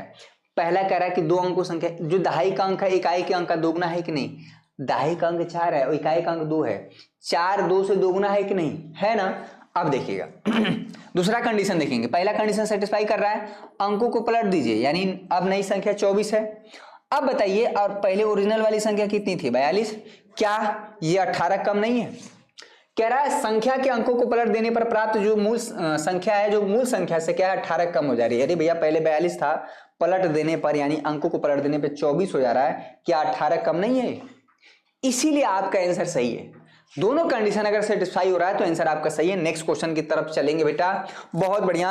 और इससे पहले कि जो बच्चे हमारे बैच से नहीं जुड़े हैं, जुड़ना चाह रहे हैं, सारे क्वेश्चन बहुत ललन टॉप है। और इसी तरह के ये मात्र ये 399 रुपये कब से हो गया, 299 था ना, ठीक है, इसको थोड़ा सा करेक्ट कर लीजिएगा बेटा, ये मात्र 299 रुपये में है, ठीक है, ये 299 है, ठीक है, ये 299 है, 299। इसमें घबराने की जरूरत नहीं है कि सर आपसे 100 रुपये ज्यादा ले रहे हैं, ठीक है, ऐसा मौका नहीं मिलेगा बेटा, क्योंकि आज है तारीख 9 और 9 के बाद 27, 18 दिन में जो क्वेश्चन हम लोगों ने आपको प्रोवाइड किया है संजीवनी बैच में, भैया ये सारे क्वेश्चन अगर आप करके जाते हैं तो एटलीस्ट फर्स्ट डिवीजन, उसका टेंशन नहीं लेना, फर्स्ट डिवीजन तो आ ही जाएगा, ठीक है। लेकिन अगर आप अभी भी टॉपर की लिस्ट में आना चाहते, प्रयास करने से ही हो पाएगा, हार मानने से नहीं। हार मान के आप जो है घर बैठ गए कि मुझसे नहीं हो पाएगा, तो बेटा नहीं हो पाएगा। चलिए, top 100 question answer, unsolved paper, सब कुछ आपको मिलेगा बेटा हमारे संजीवनी बैच में। और ये बैच हमारा शुभम क्लासेस ऐप पर आपको मिलेगा। ये यहाँ पर 100K प्लस यानी 1 लाख से ज्यादा बच्चे हमारे बैच से जुड़कर पढ़ाई कंटिन्यू कर रहे हैं, इस बात को ध्यान देंगे। ठीक है, बहुत बढ़िया भाई। सभी बच्चे के बाद सेशन को शेयर कर, पेटीएम, गूगल पे, फोन पे, किसी भी प्रकार का ऑनलाइन पेमेंट का माध्यम है, आप पेमेंट करके जुड़ सकते हैं। नेक्स्ट क्वेश्चन देखेंगे, लल्लन टॉप प्रश्न है, इस तरह का भी प्रश्न आपको देखने को मिलता है। क्वेश्चन नंबर 3, कुछ प्रश्न आपको आसान भी देंगे। कह रहा है द्विघात समीकरण फलाना, ठीक है, 3x² माइनस ए के मूल गुणनखंड विधि से ज्ञात करना। ये आपका टॉपिक है फैक्टर मेथड।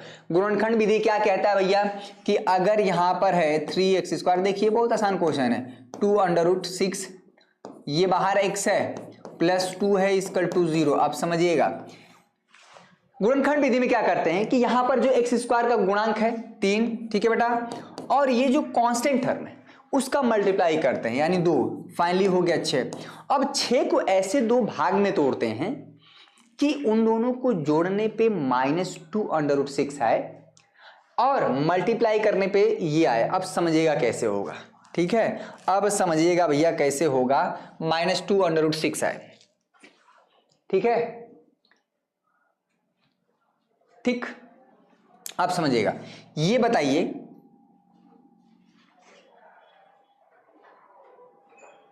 (2√6) है, कैसे होगा बताइए। अगर इसमें फैक्टर में समस्या हो रहा है, 6 को ऐसे तोड़ना है बेटा ना कि मल्टीप्लाई करने पे तो 6 आए और 6 को ऐसे भाग में तोड़ना है कि 2√6 है। अब बताइए कैसे होगा गुणनखंड विधि में। अब 6 को ऐसे लिखिए, 6 को क्या कर सकते हैं भाई, 3 है इंटू 2 है, ठीक है, एक तरीका ये हो सकता है, यानी 3 इंटू 2 है। 6 कैसे तोड़े, गलत है क्या है, 3x² minus 2√6x plus 2 equal to 0 गुणनखंड विधि से, ठीक है। 2√6, 4 दूना के 8, जरा ये बताइए तो 2√6 है और √6 ज्यादा हो जा रहा है। 3√6 माइनस 2, एक मिनट, 3√2 जो है 3, एक मिनट बेटा, 3√3 कर देंगे माइनस और प्लस ये है √3, एक मिनट, √2 गलत हो जा रहा है। अच्छा कैसे तोड़ेगा भाई, ये तोड़ने में समस्या, 2√6, कुछ न कुछ समस्या हो रहा है इसमें, क्या कैसे तोड़ेगा भाई। 6 को तोड़ा जाए, यहां पर हो जाएगा, लेकिन 6 ही आना चाहिए, 4 माइनस 4√6 है बेटा, 4√6 और प्लस है ये 2√6। अगर आप मल्टीप्लाई करेंगे, दोनों जोड़ने पे तो सही आ रहा है, लेकिन अगर आप इसको मल्टीप्लाई करेंगे ज्यादा हो जा रहा है, आना चाहिए 6। अच्छा जरा एक फैक्टर, ये श्रीधराचार्य सूत्र लगा दीजिए, तो यहाँ पर ax² plus bx plus c वाला लगा दीजिए, क्योंकि यहाँ पर हमें मजबूरी है कि लिख दिया गुणनखंड विधि से। जरा निकालिए तो इसमें क्या समस्या है। देखिए कुछ क्वेश्चन में समस्या हो सकता है, फैक्टर नहीं हो रहा है तो कुछ ना कुछ आपको करना पड़ेगा। x यहाँ पर a का मान आ जाएगा बेटा 3 है, और जो b का मान है -2√6 हो जाएगा, और c का जो मान है 2, तो x का मान हो जाएगा -b प्लस माइनस √ जो है यहाँ पर हो जाएगा b² माइनस 4ac, अपान में बेटा यहाँ पर हो जाएगा 2a, तो x का मान आ जाएगा -b, माइनस तो फार्मूले में है, यहाँ पर b का मान है, ठीक है, b ही ऑलरेडी है -2√6 प्लस माइनस b² का मतलब है -2√6 का स्क्वायर माइनस 4a, a का मान 3 है बेटा और c का मान 2 है, अपान में यहाँ पर 2a, a का मान है 3। कोई समस्या इसमें, बोलिए हाँ या ना, ठीक है।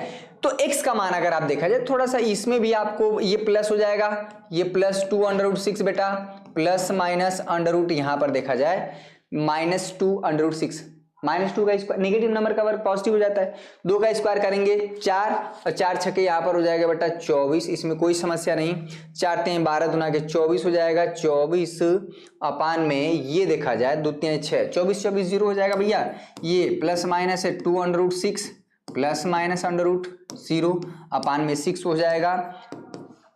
अच्छा ये समझ में आया, ठीक है, 2√6 अपान में यहाँ पर हो जाएगा भैया, ये 6 है ना, 2 अपान में ये 2 3 6 हो जाएगा, क्लियर हुआ, √6 ये हो जाएगा √6, काटने की जरूरत है, √6/3 ये आपका आंसर आएगा। √6 को आप ऐसे ले सकते हैं √2 √3, ठीक है भैया। और इस 3 को लिख सकते हैं आप √3 इंटू √3, एक कट जाएगा, फाइनली आ जाएगा √2/3। इसीलिए इतना कॉम्प्लिकेटेड है ये, इसका एक ही रूट निकल के आएगा, वो है √2/3, ठीक है बेटा। तो आप इसको गुणनखंड विधि से ना करके, ये क्वेश्चन गलत है क्योंकि ये बहुत ज्यादा कॉम्प्लिकेटेड हो जाएगा, आप फैक्टर करेंगे बहुत परेशान हो जाएंगे, क्योंकि ये वाला फैक्टर दिमाग में चढ़ेगा ही नहीं, ठीक है। तो जब भी कुछ काम ना करे बुद्धि, तो आप एटलीस्ट ये वाला लगा देंगे। ये श्रीधराचार्य सूत्र है भैया, ये क्या है, श्रीधरा, ठीक है, श्रीधराचार्य सूत्र आप कह सकते हैं, या इसको क्वाड्रेटिक फार्मूला भी बोल सकते हैं, दोनों तरह से सॉल्व हो जाएगा। कोई समस्या इसमें, कोई दुख तकलीफ हैरानी परेशानी। नेक्स्ट क्वेश्चन की तरफ चलेंगे। द्विघात, इसका विविध कर ज्ञात करिए। विविध कर क्या होता है भाई, बहुत बार करा चुके हैं। किसी भी द्विघात समीकरण का जो विविध कर होता है बेटा, b² - 4ac ये होता है, ठीक है। विविध कर निकाल लेंगे। कह रहा है फिर मूलों की प्रकृति ज्ञात कीजिए, यानी उसके जो मूल कैसे हैं, रियल है क्या अलग अलग है, अगर रियल नहीं है तो क्या, ठीक है बेटा। हाँ, तो अंधेरे में है, क्लास चल रही है, तो परेशान मत होइएगा कि सर नहीं दिख रहे हैं। आपको मेरी आवाज और स्क्रीन क्लियर दिख रहा होगा, ठीक है। तो विविध कर निकालेंगे। तो अब जब विविध कर, ध्यान से बेटा, जब हमारा d greater than 0 होगा तब क्या होता है, जब हमारा d हमारा क्या है 0 होता है तब क्या होता है, याद करिए, बहुत बार कराते हैं। d जब हमारा लेस देन 0 होगा, जरा याद करिए, यही चीज आपको याद करना है। 3 कंडीशन है बेटा, जब हमारा d greater than 0, जब हमारा d = 0, d ये हो जाता है मूल, ठीक है। ये है बेटा मूल वास्तविक, दिख रहा है ना जी, मेरी आवाज जा रही है बेटा। ये हो जाते हैं मूल वास्तविक एवं अलग अलग होंगे, डिफरेंट होंगे, मूल वास्तविक एवं अलग अलग, ठीक है भैया। इसमें भी क्या है, d अगर 0 है, most important condition, star point दीजिएगा, वेरी इंपॉर्टेंट कंडीशन। जब d 0 है यानी विविध कर 0 है बेटा, तो मूल क्या होते हैं, वास्तविक तो होते हैं। मूल जो है दिख रहा है ना जी, मूल वास्तविक एवं क्या हो जाएंगे भैया, समान हो जाते हैं, यानी इक्वल हो जाते हैं, समान होंगे, ठीक है। ये आपको करना है, अंधेरे से मत डरिएगा बेटा, आपके जीवन में अंधेरा आते रहेंगे।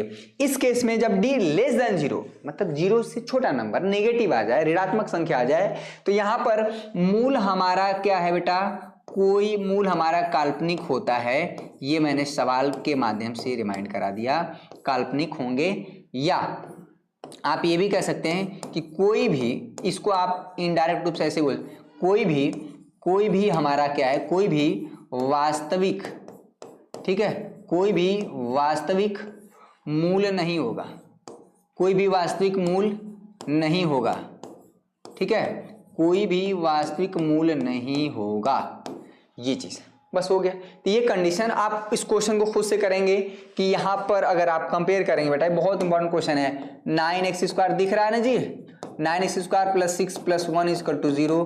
अगर आप कंपेयर करेंगे तो a का मान आ जाएगा बेटा 9। b क्या है, b बहुत बच्चे 6 करते हैं, अरे जो गुणांक है ना वो पूरा लिया जाएगा -6, और जो कांस्टेंट टर्म है ये हो जाएगा 1। तो आप d निकाल सकते हैं, d हमारा हो जाएगा b² - 4ac बेटा। बहुत बढ़िया, सभी बच्चे के पास सेशन को शेयर कर दें भाई। ये सारे क्वेश्चन आपके बोर्ड एग्जाम में पूछे गए हैं और बहुत बेहतरीन, ये नहीं कि मैं सिर्फ और सिर्फ लगा रहा हूं। अगर एक्सप्लेनेशन नहीं मिलेगा, जो बच्चा पहली बार भी पढ़ेगा ना वो भी पकड़ लेगा, और जिन बच्चों का रिपीटेशन हो रहा है तो बहुत अच्छी बात है। b² - 4ac, -6 का स्क्वायर कर देंगे भाई 4, 9 हो जाएगा, c का मान 1 है, इसका आप वर्क करेंगे 36 - 36 = 0। तो ये हमारा दूसरा वाला कंडीशन है कि हमारे मूल क्या हैं, वास्तविक एवं समान होंगे। बस यही बताना था, मूलों की विविध कर ज्ञात करना था, याद कर लिए, और मूलों की प्रकृति बता दीजिए, बस हो गया, ठीक है। इस क्वेश्चन को कह रहा है कि k के किस मान के लिए k + 9, 2k - 1, 2k + 7 समांतर श्रेणी के सतत पद होंगे। बहुत इंपॉर्टेंट क्वेश्चन है ये, 2 बार अभी बैक टू बैक आपके बैक टू बैक आपके बोर्ड एग्जाम में पूछा गया है। सभी बच्चे इस क्वेश्चन को करेंगे भाई, सभी बच्चे करेंगे इस क्वेश्चन को, बहुत इंपॉर्टेंट क्वेश्चन है ये, ठीक है, इसको समझने का प्रयास करें। समांतर श्रेणी की जो खासियत है, परेशान मत होइएगा अगर हम नहीं दिख रहे तो। समांतर श्रेणी की खासियत क्या है भाई, इसको समझिएगा कि अगर कोई भी, मान लीजिए अगर ये टर्म है x, y, z, अगर हमने कह दिया कि ये समांतर श्रेणी में, तो इसकी यही पहचान है समांतर श्रेणी में, इसकी पहचान यही है कि y में से हम x घटाएं या z में से हम y घटाएं, ये हमारा बराबर आना चाहिए। दैट मीन्स कि दो लगातार पदों का जो अंतर है, जो डिफरेंस है, वो समान आना चाहिए, इसीलिए हम इसको बोलते हैं समांतर श्रेणी। अगर बेटा यहाँ पर A1 है, मेरी बात समझिएगा, यहाँ पर A2 है, अगर ये A3 है, ये A4 है, कॉमा डॉट डॉट यहाँ पर है AN यानी N1, अगर ये समांतर श्रेणी में है, अर्थमेटिक प्रोग्रेशन में है, ठीक है, समांतर श्रेणी में, तो समझिएगा इसका क्या मतलब, ठीक है। तो अगर हम ये कह दें कि समांतर श्रेणी में, तो इसका मतलब है कि अगर A2 में से हम A1 घटाएं, A2 में से हम A1 घटा दें बेटा, ठीक है, तो ये बराबर आएगा अगर हम A3 में से A2 घटाएं, ठीक है, A3 में से A2 घटाएं, ये भी बराबर आएगा A4 में से अगर हम A3 घटा दें, ठीक है। और ये यहां पर इस तरह से चलते जाएंगे तो AN से पहले बेटा AN-1 होगा, तो यहां पर क्या आ जाएगा, ये बराबर आ जाएगा अगर AN में से हम क्या कर देंगे AN-1 घटा दें, इसी को बोला जाता है D, ठीक है, इसी को बोलते हैं समांतर श्रेणी का सर्वांतर, कॉमन डिफरेंस। यही हमारी समांतर श्रेणी की पहचान होती है कि अगर किसी ने कह दिया कि ये समांतर श्रेणी में है, तो इसका मतलब दो लगातार पदों के बीच का अंतर जो है समान होगा, समान अंतर का होगा। अब सवाल को समझिएगा, ठीक है, कॉन्सेप्ट बहुत जरूरी है। इसमें बोल रहा है बेटा जो k+9 है, ठीक है, यहां पर k+9 है, ठीक है, कॉमा है, यहां पर है 2k-1, कोई दिक्कत नहीं, कॉमा है, यहां पर है बेटा 2k+7, ये क्या है, समांतर श्रेणी में, एक मिनट बेटा, यहां पर है समांतर श्रेणी में, इसमें कोई समस्या नहीं, ठीक है, कोई समस्या नहीं। अब यही टर्म हमारा क्या है, इसको मान लीजिए A1 अपने सुविधा के लिए, ये है A2 मान लीजिए, ठीक है, ये है हमारा A3, यानी ये तीनों टर्म हमारे क्या है, समांतर श्रेणी में हैं, अर्थमेटिक प्रोग्रेशन में हैं। तो इसका मतलब क्या होगा, इसलिए हमारा हो जाएगा भैया A2 माइनस A1 बराबर कर देंगे A3 minus A2। A2 minus क्या है भैया 2k-1, ठीक है, 2k-1 माइनस यहाँ पर हो जाएगा k+9, इसमें कोई समस्या नहीं, इसकल टू A3 क्या है, यानी A3 है बेटा 2k+7 minus 2k+7 minus A2 क्या है, A2 हो जाएगा 2k-1, ठीक है, इसमें कोई समस्या। अब इसको सॉल्व कर लेंगे तो k का मान निकल जाएगा, और k का मान जो निकलेगा आप देखेंगे k का जहां पर रख देंगे तो समांतर श्रेणी बनेगा। बहुत बढ़िया, जो लोग रोशनी का इंतजार करते हैं ना, उन लोग को वही चीज मिलता है जो एक व्यक्ति अंधेरे से प्राप्त करने के बाद छोड़ देता है। आप सोचिए, जो व्यक्ति रोशनी का इंतजार करता है अंधेरे में, क्या मेरी आवाज ठीक आ रही है, अरे हमें तो आप रोज देखते हैं, आप हमें तो रोज देखते हैं, मेरी आवाज डेली सुनते हैं, लेकिन इसको समझना बड़ा जरूरी है भाई। यहां पर हो जाएगा 2k-1 ब्रैकेट खोलेंगे तो -k-9 हो जाएगा, ठीक है, ये हो जाएगा 2k+7 माइनस 2k+1 हो जाएगा। क्लियर हुआ, इसमें कोई समस्या नहीं। अब देखेंगे, ठीक है, ये +2k बेटा और इधर है +2k, ये तो कट गया। अब जिधर k वाले टर्म है सबको एक साइड करिए और जो बाकी कांस्टेंट टर्म है उसको दूसरे साइड रखिए। तो यहां पर आप पाएंगे, ठीक है, -1 और -9 कितना हो जाएगा बेटा, -10 हो जाएगा, ये हो जाएगा -k। क्लियर हुआ, 7 1 8 हो जाएगा, 8 - 2k हो जाएगा। अब k को इधर ढकेलेंगे तो ये 2k हो जाएगा, ये -k पहले से पड़ा है, ये 8 है, -10 को बराबर उधर ले जाएंगे तो +10 हो जाएगा। तो भैया ये हो जाएगा k और ये हो जाएगा 18, यानी k का मान आ गया 18, यही पूछ रहे, ठीक है। तो k का क्या मान हो ताकि ये तीनों टर्म हमारे क्या हो, समांतर श्रेणी में हो जाए, ये ध्यान देना है। अब देखिएगा के का मान क्या है बेटा 18, तो यहाँ पर k प्लस 9, तो 9 में रख देंगे तो 18 9 कितना हो जाएगा भैया, यहाँ पर 27, कॉमा k का मान 18, 18 दूना के 36, 36 में से घटा देंगे यहाँ पर हो जाएगा 35। अब देखिएगा कॉमा k का मान 18 है, 18 दूना के 36 और 36 और 7 कितना हो जाएगा यहाँ पर 43 हो जाएगा। ठीक है, ये हो जाएगा 43, यानी 27 है, 27 8 35 है और 35 8 43 है। क्या ये 8 8 का अंतर नहीं है बेटा, क्या यह 8 8 का अंतर नहीं है? ठीक है, ये हो जाएगा समांतर श्रेणी। तो ये कॉन्सेप्ट है, समझ में आया? तो एक बार अगर अच्छे से आप समझ लिए तो 2 नंबर वाले प्रश्न भी आपके ठीक ठाक आते हैं बोर्ड एग्जाम में। बहुविकल्पी प्रश्नों की संख्या जितनी है ठीक ठाक 2 नंबर वाले भी प्रश्न आपके आते हैं बेटा। आप सभी को पता होगा कि 2 नंबर वाले प्रश्नों की संख्या अगर देखा जाए तो यहाँ पर 1 2 3 4 5 6 करना, यानी 12 अंक। ठीक है, ये 12 अंक यहीं से हो जा रहा है। क्लियर हुआ बेटा? नेक्स्ट क्वेश्चन चलेंगे, नेक्स्ट क्वेश्चन की तरफ चलेंगे। ये क्यों नहीं दिख रहा भाई? ठीक है, हाँ, ऐसे प्रथम 40 धन पूर्णांकों का योग ज्ञात कीजिए जो 6 से विभाज्य। बहुत इंपॉर्टेंट क्वेश्चन है, वेरी वेरी इंपॉर्टेंट। इस तरह के सवाल आपके बोर्ड एग्जाम में पूछे गए हैं बेटा। नहीं दिख रहे हैं परेशान मत होइए, मेरे दिखने से ना दिखने से आप परेशान ना हो बेटा। ठीक है, क्या होगा आज अगर नहीं दिख रहे हैं तो?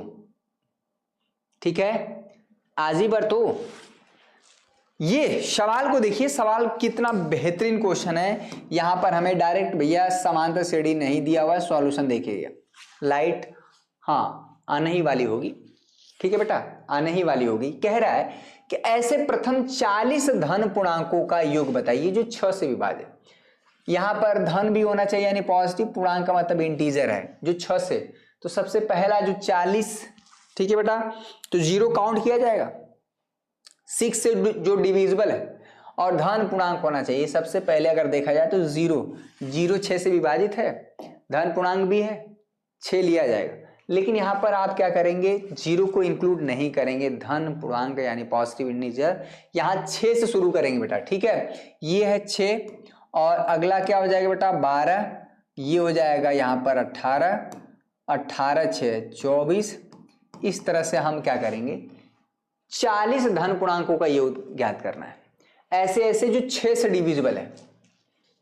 ठीक है, यानी 6 से डिविजिबल है। कुल मिला के जो हमें बताना है कि 6 प्लस यहाँ पर 12 है। तो ऐसे ऐसे करके कितने टर्म है बेटा, इस तरह से कितने टोटल टर्म कितने हैं, 40 है। यानी पदों की संख्या कितना है, 40 है। ए हमारा कितना हो जाएगा, 6 हो जाएगा। जो डी कितना हो जाएगा भाई, यानी जो हमारा अंतर है 12 में से 6 घटाएंगे, अंतर शारमांतर कॉमन डिफरेंस जो निकाला जाता है बेटा, वहां पर 12 में से 6 घटाएंगे। तो 12 में से 6 घटाएंगे, यहाँ पर 12 में से 6 घटाएंगे, यहाँ पर हो जाएगा 6। ठीक है, तो ये हमारा हो जाएगा 12 में से 6 घटाएंगे, ये हमारा ए पता चल गया, एन पता चल गया, डी पता चल गया। अब इसके 40 पदों का, यहां पर 1 है 2 है 3 है 4, ऐसे करके 40 पद है, 40 पदों का योग बताना है। तो डायरेक्ट जिन बच्चों को फार्मूला अगर रेडी होगा तो यहां पर देखेंगे कि यहां पर हो जाएगा एस एन, और एस एन इजकल टू हो जाएगा बेटा n/2 ब्रैकेट में यहां पर 2a प्लस जो है फार्मूला देखिए n-1 इंटू डी। फार्मूला गोलियाते रहिए, बादलों की छांव बना लीजिए फार्मूले को। अगर आपका फार्मूला रेडी है तो आप मैक्सिमम क्वेश्चन का अप्रोच आप कर ले जाएंगे, और जैसे क्वेश्चन को आप अप्रोच करेंगे वैसे आपको नंबर मिल जाएगा बेटा। ठीक है, किसी कोई समस्या? n का मतलब है 40, यानी s 14 यह है भैया 40/2, इसमें कोई समस्या नहीं। 2a पहला पद 6 है, यहाँ पर 40 - 1, ठीक है, और कॉमन डिफरेंस कितना है 6। बस हो गया, सॉल्व कर लीजिए। किसी कोई समस्या भाई? तो S14 हमारा हो जाएगा, यानी S40 हो जाएगा, यहाँ पर 20 बेटा। ठीक है, यही अंधेरा एक दिन काम आएगा भाई। 40 में से 1 घटा देंगे 39, 39 में 6 का गुणा कर देंगे यहाँ पर, तो ये हो जाएगा 20। ठीक है, यहाँ पर हो जाएगा 12, 6 9 54 को 4, यहाँ पर 5, 6 18 5, यहाँ पर हो जाएगा 23। ठीक है भैया, ये हो जाएगा 20, और यहाँ पर हो जाएगा 4 2 6 3 1 4, यहाँ पर हो जाएगा 246, और 246 1 0 246 का दोगुना करेंगे 46 46 92 2 2 4, यानी हो जाएगा 492। ठीक है, ये हो जाएगा 492, ये आपका आंसर हो जाएगा। यानी इस समांतर श्रेणी के 40 पदों का योगफल आ गया। नेक्स्ट क्वेश्चन देखेंगे भाई। समय बहुत कम है, काम बहुत ज्यादा, 0 से 50 के बीच विषम संख्याओं का योगफल ज्ञात करना। बहुत आसान है बेटा, बहुत ही आसान है। चलिए इस क्वेश्चन को मैं होमवर्क देता हूं, बहुत इजी क्वेश्चन है। 0 से 50 के बीच में विषम संख्याओं का योगफल बताना है। ये क्वेश्चन इसलिए इंपॉर्टेंट है कि अभी आपको जैसे 0 सबसे पहली विषम संख्या 1, ठीक है, 1 है, 1 ही हो गए ना भाई, 1 हो जाएगी। उसके बाद 3 है, यहां पर 5। विषम संख्याएं वे संख्याएं जो 2 से विभाजित ना हो, 2 से डिविजिबल ना हो। मेरी बात समझा रही, ठीक है। अच्छा डॉट डॉट डॉट इसके 50 हमारी सम संख्या है। उससे पहले कौन सी संख्या है, ये आ जाएगी 49, ठीक है भैया। 49 से पहले कौन संख्या आएगी, 47। ये क्योंकि 0 और 50 के बीच में विषम संख्याओं का योगफल बताना है। लेकिन हमको अगर 1 से लेकर 49 तक चलें तो क्या कितनी विषम संख्या आएंगी, नंबर ऑफ टर्म कितने आएंगे भाई, ठीक है, पदों की संख्या कितने आएगी तो हमको नहीं पता है भैया। और यह एक समांतर श्रेणी है जिसका पहला पद 1 हो जाएगा, कॉमन डिफरेंस क्या हो जाएगा भैया, कॉमन डिफरेंस 2 हो जाएगा। और इसका जो L है यानी nवा टर्म ये हो जाएगा 49, ठीक है। तो यहां पर जो है an इक्वल टू हो जाएगा a plus n-1 into D है। और इसका हमको ये नहीं पता है कि 1 से लेके 49 तक में कितने पद हैं, how many number of term, ठीक है। तो हमने मान लिया कि यहां से यहां तक चलने में पदों की संख्या यानी nवा पद ही हमारा क्या है भैया, ये 49 हो जाएगा। समांतर श्रेणी का पहला पद 1 है, यहां पर है बेटा n-1 into D, common difference कितना हो जाएगा 2। 49 में से एक घटा देंगे 48, ठीक है, n-1 इंटू 2 ये हो जाएगा 24। और यहाँ पर हो जाएगा n-1, यहाँ पर हो जाएगा n का मान 25। तो ये नहीं बताना था, ये हमें बताना ही नहीं था कि n का मान 25। हमको इतना पता चला कि 1, 3, 5, 7, 9 ऐसे लास्ट में 49 तक, यहाँ से टोटल जो पदों की संख्या है, नंबर ऑफ टर्म है, वो हमारा 25 होंगे। यानी हमें कुल मिला के 25 पदों का योगफल बताना है, यानी S25 दिख रहा भैया। S25 क्या हो जाएगा, 25/2 ब्रैकेट में यहाँ पर है 2a, a का मान 1 है बेटा। या आप ये वाला भी फार्मूला लगा सकते हैं, a प्लस l, ठीक है। अगर किसी भी समांतर श्रेणी का अगर पहला पद और आखिरी पद पता हो तो यानी ये वाला भाई फार्मूला काम कर जाता है, a प्लस l, ठीक है भैया।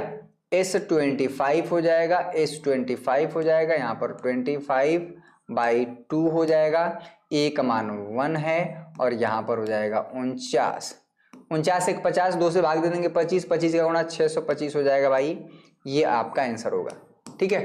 तो इस तरह के क्वेश्चन आपके कभी कभी 4 नंबर में भी चले जाते हैं, 2 नंबर में तो रहते ही रहते हैं, ठीक है। ये क्वेश्चन आप देखेंगे, हाँ ये क्वेश्चन तो मैंने बहुत कराया है कि बिंदु दिस, ठीक है, बिंदु 3 को अभी हाल में ही कराएं कि ए और बी को मिलाने वाले रेखाखंड को किस अनुपात में विभाजित करता। बहुत इंपॉर्टेंट क्वेश्चन है, मैंने हाल में ही कराया बेटा। इस क्वेश्चन को आप खुद से करेंगे। यहाँ पर 2, y और 10, के बीच की दूरी 10 मात्रक है, तो यहाँ पर y का मान ज्ञात करिए। 2 बिंदुओं के बीच का दूरी का सूत्र आपको यूज कर रहा है। अगर एक पॉइंट A है जिसका निशांक x1, y1 है बेटा, और एक बिंदु B है जिसका निशांक क्या है बेटा, x2, y2 है, तो यहाँ पर A और B को अगर हम मिला दें, ठीक है, तो एक रेखाखंड बन जाएगी। इस रेखाखंड की जो लंबाई का जो सूत्र है बेटा, यहाँ पर हो जाएगा x2 - x1 का स्क्वायर प्लस यहाँ पर है y2 - y1 का स्क्वायर। यही हमें सूत्र का प्रयोग करते हैं इसका आंसर निकालना है, ठीक है। चलिए तो बेटा यहाँ पर लाइट काफी देर से वेट कर रहे हैं, आई नहीं। इसके हम इस क्वेश्चन को ये वाला खुद से करेंगे, ठीक है। ये 2019, 22, 23 में ये लगातार पूछा जा रहा है। ये एक वृत्त है, ठीक है बेटा, ये वृत्त का केंद्र होता है। अगर ये वृत्त के केंद्र से हम एक जीवा खींच दें तो ये जीवा नहीं, यह व्यास हो जाती है। और यही चीज होता है कि वृत्त का जो केंद्र है, ये जो वृत्त का केंद्र है बेटा ना, ये वृत्त का केंद्र ये A और B के मिड पॉइंट पर होगा। अगर इसका x, y निशांक दे दें और A का निशांक बेटा यहाँ पर कॉन्सेप्ट देखिए, A का निशांक यहाँ पर है अगर x1, y1 है और यहाँ पर इसका निशांक x2, y2 है तो इसका जो x का निर्देशांक निकल के आ जाएगा x = हो जाएगा बेटा x1 + x2 बाई 2 और इसका जो y कोऑर्डिनेट निकल के आएगा बेटा ना y1 + y2/2। ठीक है, तो ये कॉन्सेप्ट यूज करेंगे तो सवाल इसमें हम क्वेश्चन और भी करा देंगे इसको। ठीक है, तो आज लाइट काफी देर से कटी हुई है, कब तक अंधेरे में पढ़ेंगे।